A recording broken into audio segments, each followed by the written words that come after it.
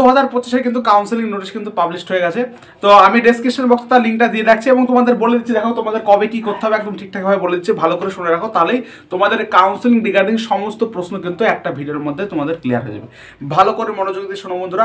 আর পরবর্তী ক্ষেত্রে যে কার কাউন্সেলিংয়ে যখন যা রিপোর্ট আসবে আমি তোমাদের সর্বাগ্রে দিতে থাকবো, সেজন্য অবশ্যই সাবস্ক্রাইব করে চ্যানেলের পাশে যুক্ত থাকতে পারো। ফার্স্ট অফ অল আমি তোমাদের প্রত্যেকটা ডিটেলসে বলে দিচ্ছি। তোমাদের রেজিস্ট্রেশন এবং চয়েস ফিল তোমাদের শুরু হবে 12 থেকে 15 তারিখের মধ্যে। রেজিস্ট্রেশনে তোমাদের কোনো কিছু করতে হবে না, জাস্ট যেভাবে তোমরা কলেজে যে কোনো ওঠার আগে যেভাবে ফর্ম ফিল আপ করো বা যে কোনো একটা পরীক্ষার আগে যেভাবে ফর্ম ফিল আপ করো, তোমাদের নাম টাম ঠিকানা দিয়ে কোনো হার্ড কপি বা কোনো কিছু ডকুমেন্টস জমা দিতে হবে না। জাস্ট রেজিস্ট্রেশন যেভাবে করতে হয় যে কোনো পরীক্ষার দেওয়ার আগে সেভাবে তোমরা রেজিস্ট্রেশনটা করবা, ঠিক আছে? তো কীভাবে রেজিস্ট্রেশন করতে হবে তখন রেজিস্ট্রেশন লিঙ্ক তোমাদের দিয়ে দেবে, তখন আমি তোমাদের জানিয়ে দেবো যে কীভাবে তোমরা রেজিস্ট্রেশন করবা, ঠিক আছে? নেক্সট হচ্ছে চয়েস লকিং, হচ্ছে তোমাদের 15 তারিখ করতে হবে। চয়েস লকিং মানে তোমার র্যাঙ্ক অনুযায়ী কলেজগুলো ইন্ডিভিজুয়াল সাজাবা, ঠিক আছে? এবার দেখা যাচ্ছে যে র্যাঙ্কে যে কলেজটা আসছে, ভালো কলেজটা আসছে, সেগুলো আমি তোমাদের পরবর্তী ক্ষেত্রে বলে দেবো অবশ্যই, যে তোমার র্যাঙ্ক অনুযায়ী কোন কোন কলেজগুলো সাজানো দরকার, সেই অনুযায়ী একটা চয়েস ফিল্ড লিস্ট সাজাবা এবং অটোমেটিকলি তোমার চয়েস লক হয়ে যায় 15 তারিখের মধ্যে তুমি যে চয়েস ফিল্ডটা সাজাবা, ঠিক আছে? নেক্সট হচ্ছে তোমাদের ফার্স্ট রাউন্ডের সিট অ্যালটমেন্ট রেজাল্ট আসবে 17 তারিখে আসবে। ফার্স্ট রাউন্ডের সিটের রেজাল্টটা, অর্থাৎ তুমি যে সাজিয়েছিল যে চয়েস লিস্টটা তার উপর ভিত্তি করে তোমাদের রেজাল্ট কিন্তু পাবলিশ হবে।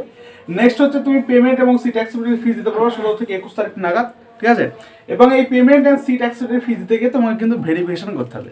এই ফিজিক্যাল ভেরিফিকেশনের সময় অনেকগুলো প্রসেস আছে, পরবর্তী ক্ষেত্রে আমি তোমাদের আরও ডিটেলসে বলে দেবো ফিজিক্যাল ভেরিফিকেশন কী কী লাগবে এবং পরবর্তী ক্ষেত্রে ইয়েস এবং নো আপগ্রেডেশন কীভাবে করতে হয়।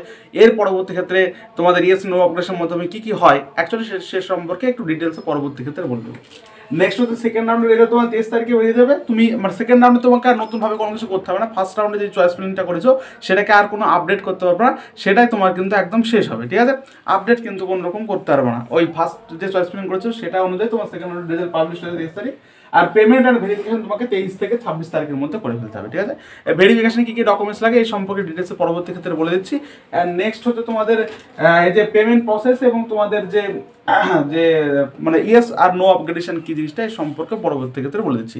সেজন্য অবশ্যই সাবস্ক্রাইব করে চ্যানেল পাশে যুক্ত হয়ে থাকো, আমি সব কিছু তোমাদের জানিয়ে দেবো। এই হচ্ছে বিষয়বস্তু। দেখা হচ্ছে পরবর্তী